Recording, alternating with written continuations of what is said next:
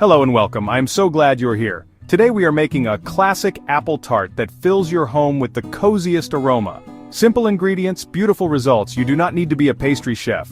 Just 2 hands and a little patience. This is about slowing down, enjoying the process, and making your home feel a touch cozier. Think crisp days, a cup of tea or coffee. This apple tart answers that craving. Elegant enough for company. Simple enough for a quiet afternoon. Its rustic charm is the beauty. Little imperfections mean love. We will walk through every step together. Apple tart is timeless. Comfort, warmth, nostalgia, elegant yet down to earth. Perfect in autumn but wonderful year-round. Sweet apples, warm cinnamon, rich butter, always welcome. Unlike a deep dish pie, the open-faced tart shows off glistening fruit. A little more special, often simpler to make. You will be proud of the golden brown beauty you pull from the oven. Apron on, music up. Let us begin this lovely little project. Great cooking starts with good, simple ingredients. You likely have most of them.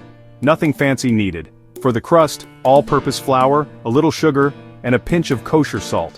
Very cold, unsalted butter is key. Ice water brings it together. Cold keeps it flaky. That is how we get tender, crisp layers. Choose firm apples that hold their shape. Great picks. Honeycrisp, Braeburn, Gala, Granny Smith. Mix 1 sweet with 1 tart. You will need about 4 medium apples, fresh and crisp. That snap makes a difference. For the filling, granulated sugar for sweetness, a little flour to thicken, and good ground cinnamon for warmth. Use the best cinnamon you can.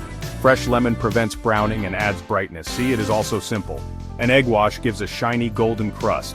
A sprinkle of turbinado or raw sugar adds crunch and sparkle. That is it. Flour, sugar, salt, butter, ice water, apples, lemon juice, cinnamon, 1 egg, and a little coarse sugar. Humble ingredients, spectacular dessert, and your whole house will smell like a dream. Pastry can sound intimidating, but this crust is simple and forgiving. The processor does the heavy lifting. Combine flour, sugar, and kosher salt, pulse to mix. Add very cold 1/2-inch butter cubes.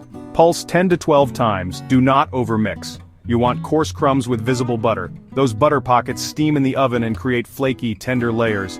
Less is more. With the machine running, add 2 tablespoons ice water, then a little more only if needed. Stop as soon as it comes together. Turn it out. Shaggy is fine. Gently form a 1-inch disc. Do not knead. Wrap and chill 30 minutes. While the dough chills, prep the apples. Peel, halve, and core. The simple tools work best. Slice very thin and uniform for elegant, even baking. Toss with fresh lemon to brighten and prevent browning. Mix sugar, a little flour, and cinnamon. The flour thickens the juices. Sprinkle and toss until every slice glistens. The heart of our tart is ready and waiting for that perfectly chilled crust. Now the fun part, everything comes together. Roll to a large, thin circle. Do not worry about perfect edges. Move it to a parchment-lined sheet for a crisp bottom. Arrange apples in overlapping circles from the center out. Leave a 2-inch border, fold and pleat, embrace the rustic look. Brush the crust with egg wash for deep golden sheen.